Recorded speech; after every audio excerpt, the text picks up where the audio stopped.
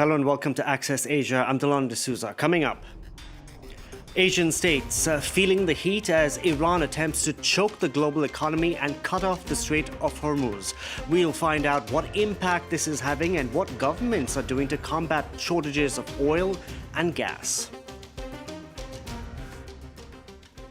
Shipping in the Strait of Hormuz has been held hostage as the United States and Israel continue their campaign against Iran. The Islamic Republic telling the world to prepare for oil prices of over $200 a barrel. This as it attempts to block the vital waterway, which is essential for Asia getting the bulk of its energy sourced from the Middle East. The country's new supreme leader vows to keep the strait shut in his first address. Now, for more on all of this, we can bring in Chloe Dupree. Great to see you. Why is this waterway so important to global energy shipments? Well, the Strait of Hormuz is located between Iran on one side and the United Arab Emirates and Oman on the other. It's a narrow waterway with two shipping lanes of only about 3 kilometers wide. So it might seem insignificant, but it matters because about 1/5 of the world's total oil consumption passes through it. Now, before the war, more than 20 million barrels of oil transited through it every day. That represents about $500 billion in annual global energy trade. Now, countries like Iran, Saudi Arabia, the UAE, Kuwait, and Iraq export most of their crude via that strait, mainly to Asia, countries like China, India, Japan, and South Korea. In fact, around 60% of Asia's crude oil comes from the Middle East. Now, how is Asia so dependent on the Middle East for its energy supplies? Well, Delano, there are 3 reasons: location, stocks, and quality. First, the Middle East has plenty of oil and gas, whereas many Asian nations are limited. Even countries like Malaysia and Indonesia, which also produce oil, actually produce less and have actually been importing more over the past decade. Second, the Middle East is geographically close to Asia, so oil tankers from the Gulf can reach Asian markets relatively quickly, making the whole process easy and cheap. And thirdly, most refineries in Southeast Asia are specifically designed to process Middle Eastern crude oil.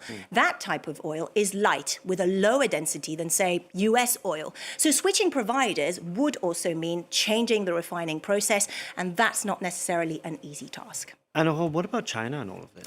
Well, in China, as you know, fossil fuels still dominate its energy mix. Nearly 90% comes from oil, gas, and coal, but most are produced domestically. So China produces roughly 4 million barrels of oil every day, and it only imports 20% of its total consumption, which makes China less vulnerable.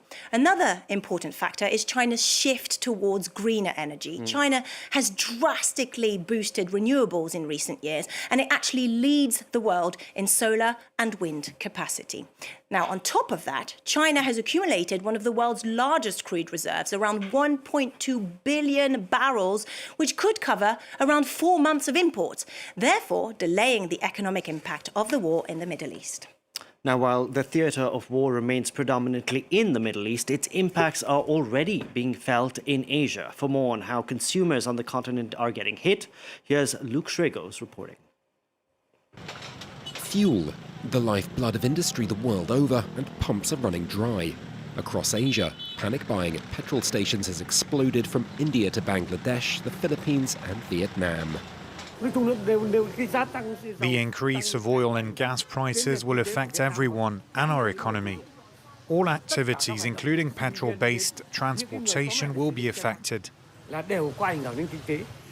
It's not just petrol supplies that have got people worried. In India, both restaurants and hotels are warning of disruptions as the war in Iran chokes off gas for cooking and priority goes to households. The country is the world's second largest importer of liquefied gas after China. Our distributor informed us on Monday that from Wednesday the supply would be halted. The entire hotel industry operates on gas. Whatever you want to cook, 95% of the items are made on gas, so everything will stop. It's all left regional governments looking for solutions to ease the pressure on supplies, from Myanmar alternating half the vehicles on its roads each day, to Pakistan not just moving public workers to a 4-day week, but extending school holidays and moving to online learning, and leaving parents exasperated. The students they should think like to close the school for 2 to 3 days, not for all the weeks, not for 2 to 3 weeks. Our situation should not be affected by the world like situations.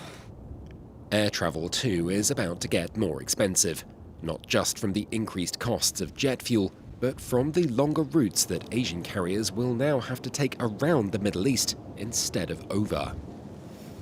Well, we've just seen in that report there that governments are scrambling to find solutions. Some are trying to ease the burden for consumers, while others are trying to ration scarce supplies. Taiwan, which imports pretty much all of its energy, is confident that it will replace Qatar gas with other of their existing suppliers, including the US and Australia.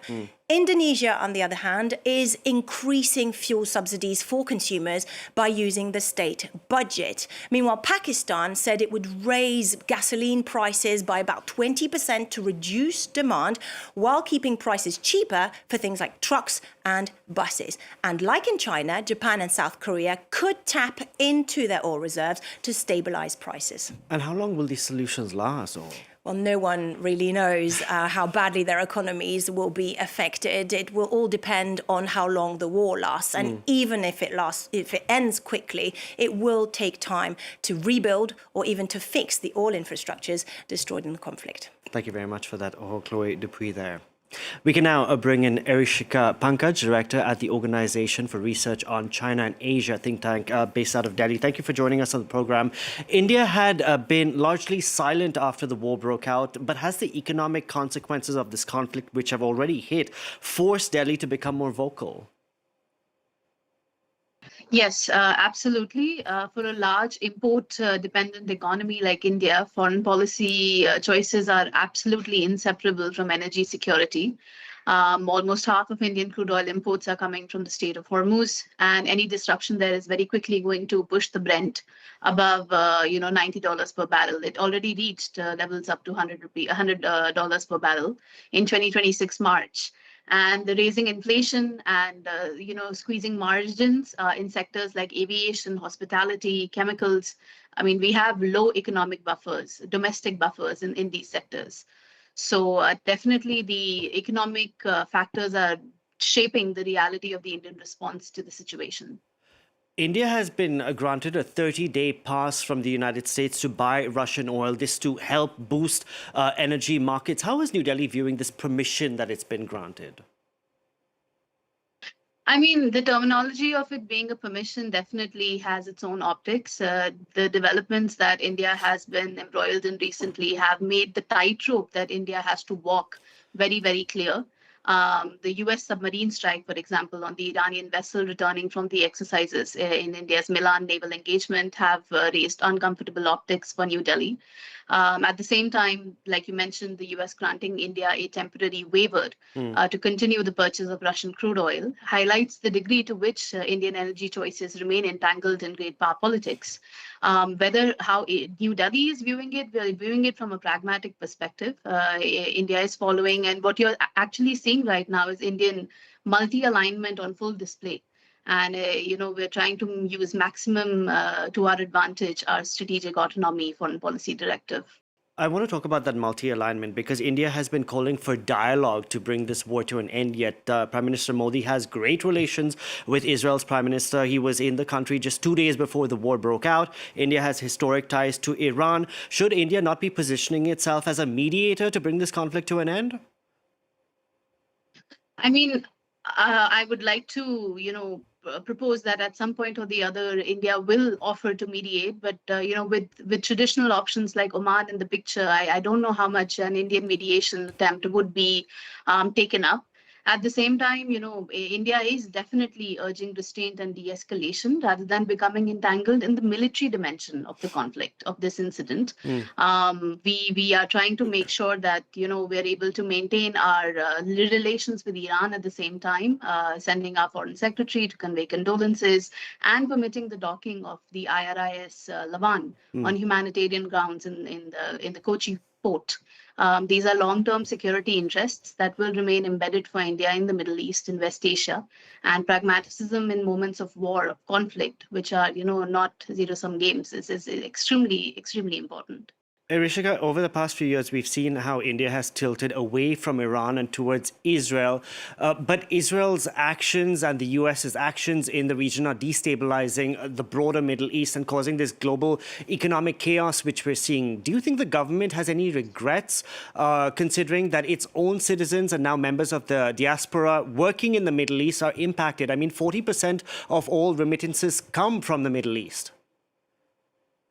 I don't think I could speak to whether the Indian government has regrets on this front. I think Indian government has, as of course, I'm not an Indian government employee, but from an analytical perspective, I can definitely say that India has made choices that had, at the time, served its economic and security interests.